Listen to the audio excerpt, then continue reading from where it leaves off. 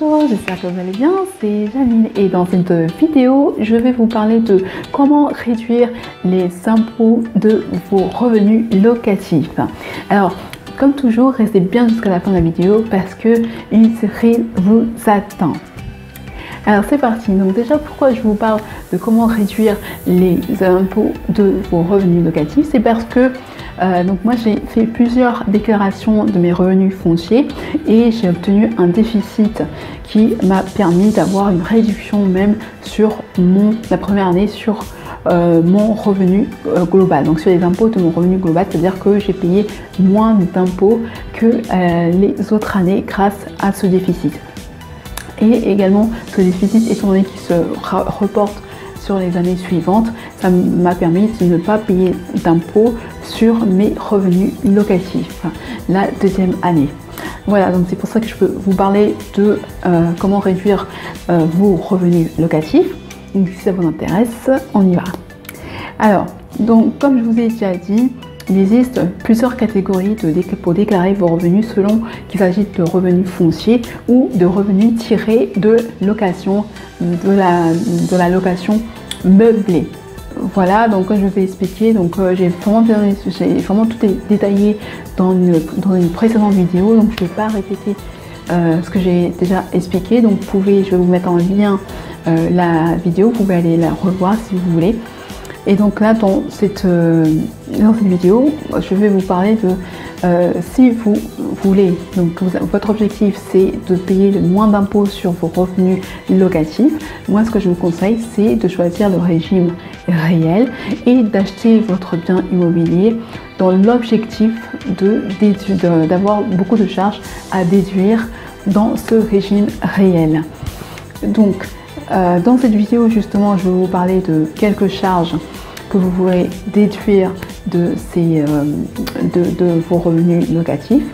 Pour la location non meublée, voilà, pour la location non meublée, vous pouvez déduire des frais d'administration et de gestion. Donc, par exemple, si vous confiez votre bien à une agence pour la location, vous pouvez déduire ces frais. Donc, également, si vous demandez à une agence de vous chercher un locataire, vous pourrez déduire également les frais liés à cette recherche de locataire. Vous pouvez déduire également les dépenses de travaux. Donc, si vous avez effectué des travaux, donc vous avez acheté avec travaux, vous avez effectué des travaux d'entretien, vous pouvez déduire ces travaux de vos revenus fonciers. Et également déduire les impôts locaux, c'est-à-dire les taxes foncières de vos revenus.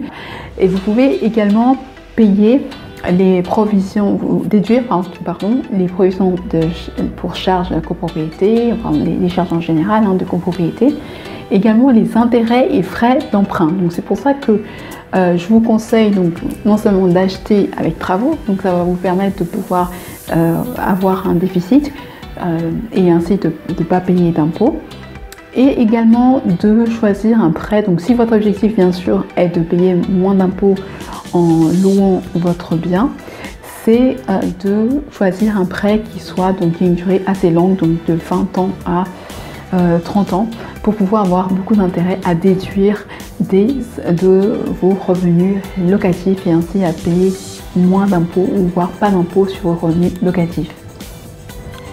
Et en bonus, je vous parle de quelques charges également que vous pouvez déduire pour cette fois-ci la location meublée. Donc la location meublée, il n'y a pas de liste vraiment toute faite pour les charges en location meublée, mais en fait ce que les impôts demandent, c'est que vous déduisez des charges qui sont liées à l'activité meublée en elle-même. Voilà, donc il peut s'agir des frais d'établissement, donc les frais de notaire, constitution les frais de constitution d'une société, des frais d'entretien et de réparation, donc les travaux, les dépenses travaux également, le mobilier que vous allez utiliser pour meubler l'appartement, les intérêts d'emprunt, donc comme ce qu'on a vu précédemment. Donc il existe aussi d'autres charges, donc j'en parle dans mon livre. Donc vous pouvez, si vous voulez aller plus loin, vous voulez avoir connaître plus de charges, et donc également je donne des exemples précis de ces charges que vous pouvez déduire, vous pouvez cliquer sur le lien qui se trouve en dessous de la vidéo et puis vous aurez accès à toutes ces charges que vous pouvez encore déduire de vos revenus locatifs. C'est tout pour cette vidéo. Si vous avez aimé, n'hésitez pas à la liker, à la partager et à vous abonner pour ne pas manquer mes prochaines vidéos si vous êtes intéressé par plus d'informations en immobilier. Donc je vous souhaite une très belle journée, je vous dis à très bientôt.